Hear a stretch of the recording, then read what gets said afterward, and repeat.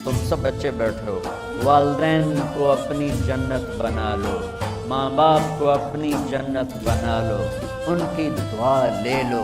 میرے نبی نے فرمایا کاش میری ماں زندہ ہوتی۔ ماں کا خاص طور پر مینشن کیا، میری ماں کیوں کہ باپ کو تو دیکھا ہی نہیں اور ماں کو دیکھا ہے 6 سال۔ میری ماں زندہ ہوتی اور میں عشاء کی نماز کے مصلی پہ کھڑا ہوتا اور میرے گھر سے میری ماں کہتی محمد، تو میں ماں کے لیے نماز توڑ دیتا۔ میرا نبی کہہ رہا ہے۔ اور جب آپ حج پر تشریف لے گئے اور ابوا کے میدان سے گزرے جہاں میرے نبی کی والدہ کا انتقال ہوا تھا، اس بات کو 57 سال گزر چکے ہیں۔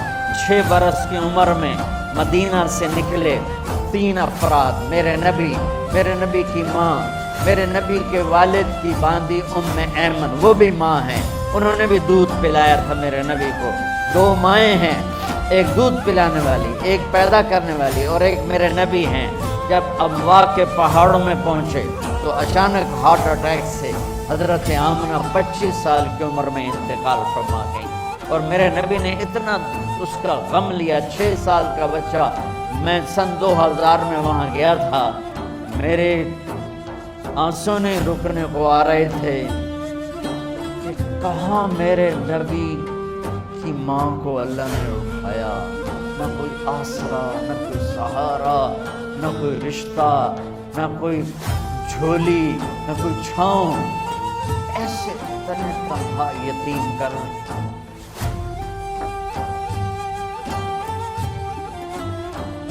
جب ان کو پتھروں میں دبا کے نیچے اترے، ام ایمن کو سے ہاتھ چھڑا کر بھاگے اور اوپر پہاڑی پہ چڑھ گئے۔ جب ام ایمن پیچھے گئیں تو ام ایمن نے کیا دیکھا کہ ابوا کے پہاڑ بھی رو رہے ہوں گے، آپ ماں کی قبر کو چمٹ کیسے اوپر لیٹے ہوئے تھے، قبر کو پکڑا ہوا تھا، اوپر لیٹے ہوئے تھے۔ جب ام ایمن قریب آئیں تو سنا آپ کہہ رہے تھے اماں جی، آپ کو تو پتا تھا آپ کے سوا میرا کوئی نہیں، آپ مجھے چھوڑ کے کہاں چلی گئی، کیوں چلی؟ 6 سال کا بچہ پہلی موت دیکھ رہا ہے تو اس کو سمجھ میں نہیں آ رہا کہ میری ماں کے ساتھ ہوا کیا ہے۔ ام ایمن نے اٹھانا چاہا، آپ نے اٹھنے سے انکار کر دیا۔ اس صدمے کو سینے میں لیے ہوئے 57 سال کے بعد، 7ویں دن بندہ رو نہیں سکتا، رونا ہی چاہے تو رونا نہیں ہوتا۔ 57 سال کے بعد آپ اس وادی سے گزرے، اپنے اونٹنی کو ماں کی قبر کی طرف موڑ دیا، اور ان پلرز کو 3 گنا کرو تو وہ پہاڑ بنتا ہے، چھوٹی پہاڑی۔ اونٹنی کو نیچے بٹھایا، اوپر پہاڑ پر گئے، اور یہ مجھے دیکھو، یوں آپ نے گھٹنے کھڑے کیے ماں کی قبر کے سرانے، اور یہ ہاتھ یہاں رکھے اور پھر سر دیا اپنے گھٹنوں میں یوں،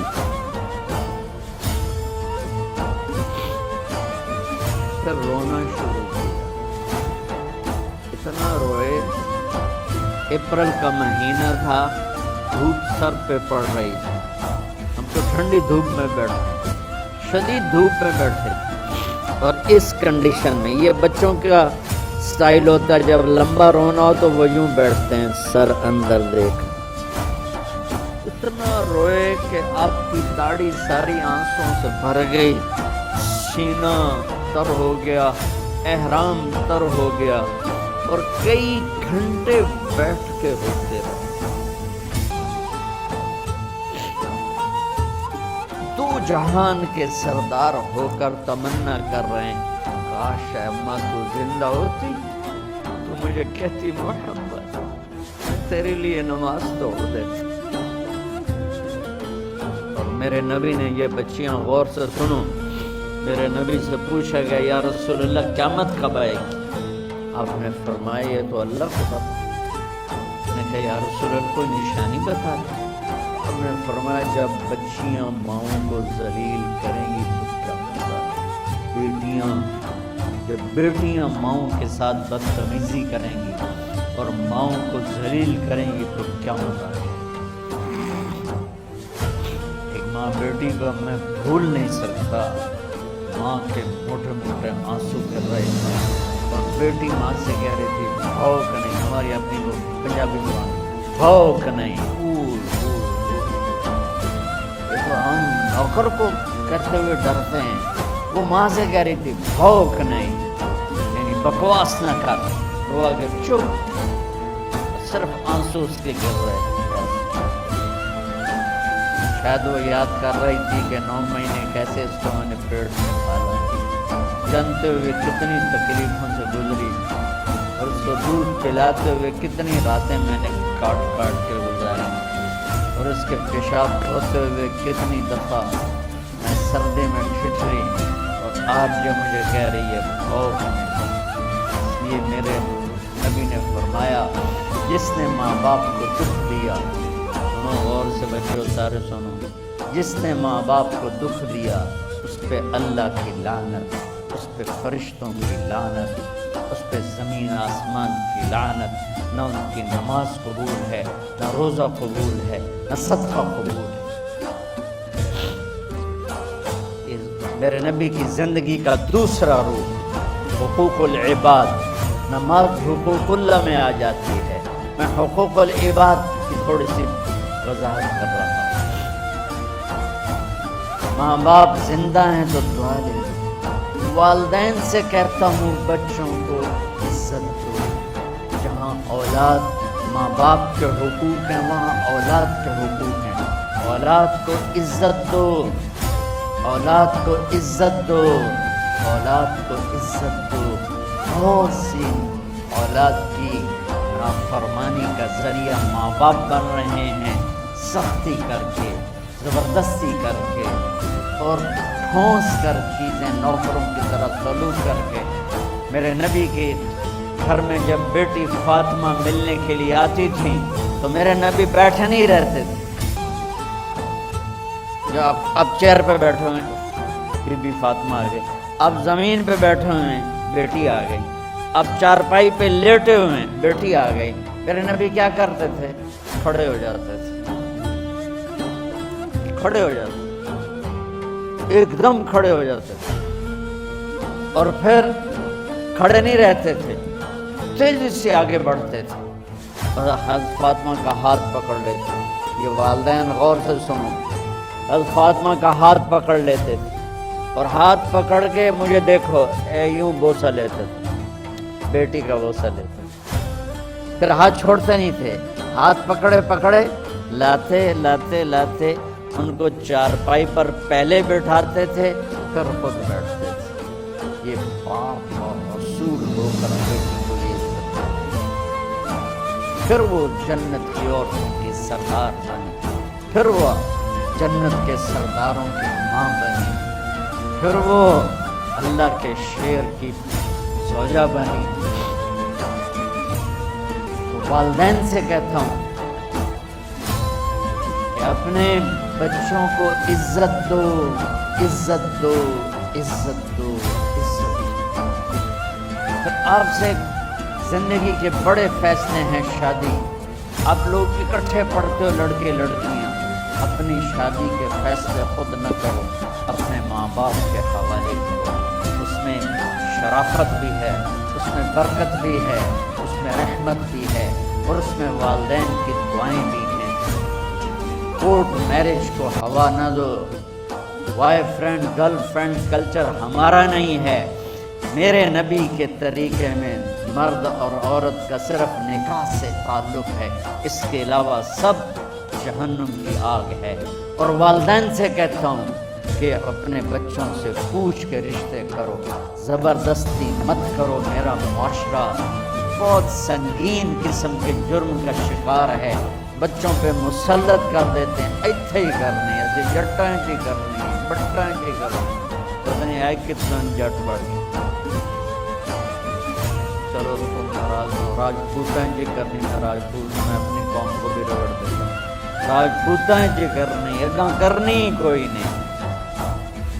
یہ ظلم و ستم اولاد پہ مت کرو، اپنی بچی سے پوچھو اگر بیٹی ہاں کرے تو پھر قدم اٹھاؤ، اگر بیٹی کہتے میں نہیں کرنا چاہتی تو وہ نافرمان نہیں ہے۔ اللہ کے واسطے میری سنو، صرف تم نہیں سن رہے، اس کیمرے سے لاکھوں کروڑوں لوگ سن رہے ہیں۔ اگر بیٹا یوں کہہ دے کہ ابا میں نے یہاں شادی نہیں کرنی، میرا جی نہیں چاہتا ہے، تو وہ بیٹا نافرمان نہیں ہے، فرما بردار ہے، اس نے شریعت کا حق استعمال کیا ہے۔ اب ایسا ظلم مت کرو کہ نہیں اتھے ہی کرنی ہے، اتھے گھروں نکل جائے۔ زندگی تم نے تو نہیں گزارنی، زندگی تو اچھا نہیں گزارنی، میں قربان جاؤں۔ ایک حدیث سنو پہلے، پھر اگلی بار سنا۔ ما تزوجت وما زوجت الا بوحی من السماء نزل به جبریل۔ لوگو سنو، میں نے جہاں شادی کی، میں نے جہاں بیٹی کی شادی کی، پہلے آسمان سے جبریل فرشتہ اللہ کا حکم لے کر آیا، پھر میں نے قدم اٹھایا۔ سمجھ گئے میری بات سمجھ گئے سارے؟ اب اگلی سنو۔ حضرت علی فاطمہ کا رشتہ لینے آ گئے، اور جبریل ان سے پہلے آ گئے کہ یا رسول اللہ فاطمہ علی کے لیے۔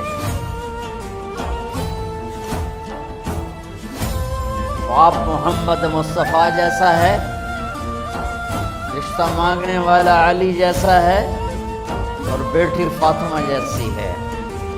اور آپ پوچھتے ہیں علی کیسے آئے؟ وہ شرم کی وجہ سے کچھ کہہ نہ سکے، چپ۔ آپ کو تو پتا تھا، آپ نے فرمایا فاطمہ کے رشتے کے لیے آئے ہو؟ کہ جی۔ تو جبریل تو نال بیٹھا ہوا ہے کہ یا رسول اللہ اتھے ہی کرنا ہے۔ آپ نے ہاں نہیں کی، آپ نے کہا انشاءاللہ، اور یہ کہہ کر اٹھ گئے۔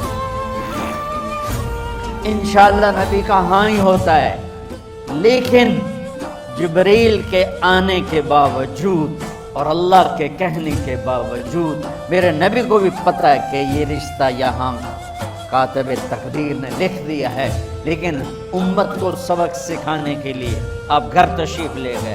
بیٹی فاطمہ جی یا رسول اللہ، علی کا رشتہ آیا ہے، میں ہاں کر دوں؟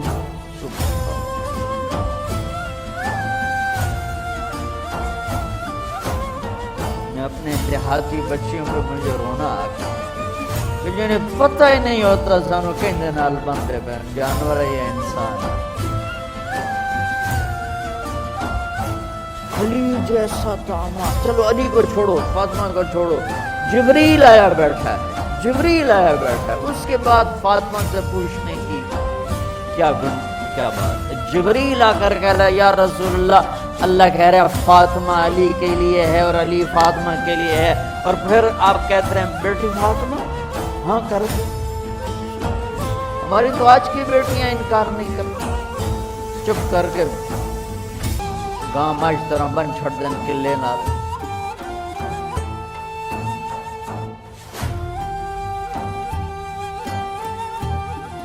کوئی ان کے اندر کے جذبات کو سننے والا کوئی نہیں ہوتا، اپنی انانیت پر یہ فیصلے کرتے ہیں، اور میرا نبی کہہ رہے بیٹی ہاں کر دو۔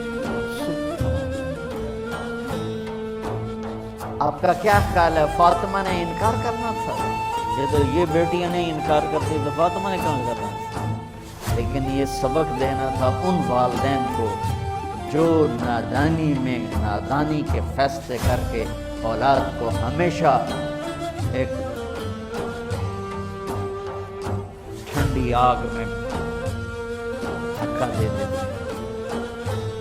بس فاطمہ رضی اللہ عنہا نے جب ہاں کی، پھر آپ باہر نکلے۔ اچھا مزے کا واقعہ ہے، حضرت علی اٹھ کے باہر نکلے تو صحابہ باہر کھڑے انتظار کر رہے تھے کہ کیا ہوا۔ حضرت علی کو بھیجنے والے تھے عبد الرحمن بن عوف، پہلے ابو بکر گئے تو آپ نے انکار کر دیا، عمر گئے رشتہ مانگا، آپ نے انکار کر دیا۔ عبد الرحمن بن عوف نے علی سے کہا آپ جائیں، آپ کا رشتہ رد نہیں ہوگا۔ کہنے کہ میرا تو ذاتی گھر بھی کوئی نہیں، مجھے کہاں سے رشتہ ملے گا، میں تو بالکل غریب ہوں۔ کہ نہیں تم جاؤ۔ تو واپس آتے انہوں نے عبد الرحمن بن عوف پہ چڑھائی کر دی، ویکھیا نا تو میں نے گلے آئی، انکار ہو گیا۔ تو صحابہ نے پوچھا کیا ہوا؟ کہا کچھ کہا ہی نہیں، چپ کر کے اٹھ گئے۔ تو عبد الرحمن بن عوف کہنے لگے کچھ بولے صحیح، کہ بس اتنا کہا انشاءاللہ کا تو مبارک ہو، نبی کا انشاءاللہ ہاں ہوتا ہے۔ اچھا تو اتنے میں آپ باہر تشریف لے، کہا علی حجی کرو، بلاؤ لوگوں کو بلاؤ۔ ساری مسجد بھر گئی، آپ کی ساری مسجد فل ہو گئی۔ آپ ممبر پہ کھڑے ہوئے علی کو سامنے بٹھایا، کہا لوگو یہ جبریل میرے پاس اللہ کا پیغام لائے ہیں کہ میں فاطمہ بنت محمد کا نکاح علی کے بن ابی طالب کے ساتھ کر رہا ہوں۔ پھر آپ نے خطبہ پڑھا اور کہا کہ علی آیا میں نے فاطمہ بنت محمد کو 400 درہم مہر کے عوض تیرے نکاح میں دیا، تو نے قبول کیا؟ حضرت علی نے زور سے نعرہ لگایا میں نے قبول کیا، اور سجدے میں چلے گئے، اللہ کا شکر کا سجدہ ادا کیا۔ پھر میرے نبی نے وہیں سارے مجمع کو شہد کا شربت پلایا اور تازہ کھجوریں کھلائیں۔ پھر جب رخصتی ہوئی تو آپ نے حضرت علی سے فرمایا کہ آپ آ کے لے جاؤ۔ پھر آپ نے حضرت ام سلمہ، حضرت حفصہ اور جناب حضرت عائشہ رضی اللہ تعالیٰ عنہ، ان تینوں کو بلا کر فرمایا تمہیں پتہ ہے نا مجھے فاطمہ سے کتنا پیار ہے، تو تم فاطمہ کو دلہن بناؤ، اس کی تیاری کرواؤ، اسے دلہن بناؤ۔ تو ان تینوں نے حضرت فاطمہ کو دلہن بنایا۔ پھر آپ نے حضرت علی کو پیغام بھجوایا، وہ تشریف لائے، اپنی اونٹنی لے کر آئے، حضرت عقیل ساتھ ہے، سلمان فارسی ساتھ ہے، اور دروازے پر اونٹنی بٹھائی، آپ علی کو اندر لے گئے اور یوں فاطمہ کا ہاتھ پکڑ کے علی کے ہاتھ میں دے کر فرمایا علی تمہیں نبی کی بیٹی مبارک۔ پھر آپ نے کہا میری بیٹی فاطمہ، مجھے اپنے خاندان میں جو سب سے زیادہ محبوب تھا میں نے تیرا ہاتھ اس کے ہاتھ میں دے دیا۔ والدین سے کہتا ہوں اپنے نبی کی زندگی پڑھو، میرا درد ہے کہ ہماری ثقافت میں اسلام داخل نہیں ہوا، ہمارے عبادت میں اسلام آ گیا، بہت سارا مجمع مرد عورتوں کا نمازی ہے، حاجی ہے، عمرے کرتے ہیں، لیکن ثقافت میں نبوت کی جھلک دکھائی دے، ثقافت میں اللہ کا نبی دکھائی دے، وہ نہیں ہے۔ زندگی بیت گئی اس انتظار میں، مدت سے لگ رہی تھی لب بام تک تکی، تھک تھک کے گر گئی نگہ انتظار، آج پتہ نہیں کب صبح ہوگی۔ چلو کہتے تو جائیں مجھے ہے اگرچہ بت ہیں جماعت کی آستینوں میں، مجھے ہے حکم اذان لا الہ الا اللہ۔ والدین کے ذمہ ہے اولاد کو عزت دینا، ان کے سب سے بڑی خواہش میں ان کا احترام کرنا کہ زندگی انہوں نے گزارنی ہے، اور آپ کے ذمہ ہے والدین کے آگے سر جھکا دینا۔ اللہ کے واسطے کورٹ میرجز اور خفیہ شادیاں یہ نہ ہماری ثقافت ہے نہ یہ انسانیت ہے، ہمیشہ دکھ دردوں میں زندگی گزرتی ہے کہ اصل زندگی تو موت کے بعد آنے والی ہے۔ تو والدین پڑھیں شریعت کو، اولاد بھی پڑھے اپنے نبی کی زندگی کو۔ ایک شخص حضرت عمر کے پاس آیا ایک بیٹے کو لے کر، کہا امیر المومنین یہ میرا بیٹا بڑا نافرمان ہے اور مجھے بہت تنگ کرتا ہے۔ حضرت عمر کے پاس لاٹھی ہوتی تو انہیں یوں اٹھائی، کہنے کا حضور معافی دے دے، ایک میری گل سن لو۔ آپ نے فرمایا کیا؟ کہنے کا ماں پیو دے بڑے حق ہیں، بالکل ٹھیک ہے، پر کچھ ساڈا حق نہیں ہے ماں پیو؟ ہم نے کہا ہاں۔ کہنے کہ ذرا وہ بتا دیں۔ کا پہلا حق ہے اچھی ماں تلاش کر، نیک عورت تلاش کر۔ دوسرا حق یہ ہے نام اچھا رکھے۔ تیسرا حق یہ ہے اس کو قرآن کی تعلیم دے۔ کہا جی پھر سن لو حضرت جی، ایسا میرے پیو کو پوچھو حبشی عورت نال شادی کر کے مینو حبشی ماں دیتی، انہوں کوئی عرب ماں ہی نہیں لتی۔ میرا پہلا حق اس مارے ہے۔ دوسرا سن لو، اس نے میرا نام جولان رکھا ہے۔ جولان گندگی کے کیڑے کو کہتے ہیں، اس نے میرا نام جولان رکھا ہے۔ تو تری سن لو، اس آیت میں نے قرآن دی شکل نہیں دکھائی۔ حضرت عمر روئی سوٹا ہو دے سر تے پھیر دے کہ پہلے تیری مالش کرا پھر ایدی کر سا۔ تو آج کے والدین بھی اپنی اولاد کے بارے میں بہت غافل ہیں، اور اولاد کا بھی حال یہی ہے، کیونکہ ماں کیا ہے، باپ کیا ہے، اولاد کیا ہے، یہ شریعت جو قرآن بتاتا ہے، یہ میرے نبی کی زندگی بتاتی ہے۔